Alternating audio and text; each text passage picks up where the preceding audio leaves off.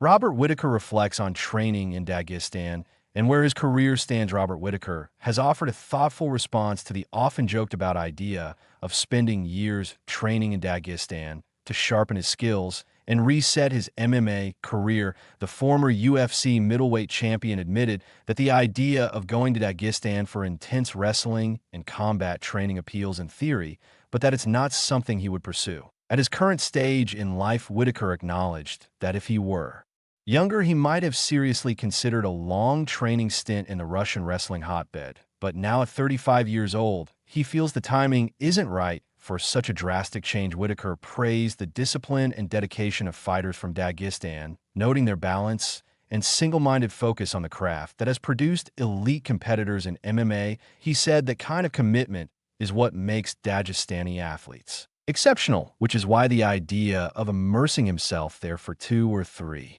years once crossed his mind in his early career. But at this point in his fighting journey, the Australian believes he can continue to grow and succeed through his current training setup without such an extreme move. The comments come amid a period of reflection for Whitaker, who has faced setbacks in his recent fights, including consecutive losses. His willingness to speak openly about what he would and wouldn't do highlights a pragmatic approach to his career and personal development, while still showing respect for the rigorous training culture in Dagestan. In the same interview, Whitaker also addressed past rivalries, including with Israel Adesanya, explaining that any competitive tension has long since eased and that the two now get along well outside the octagon.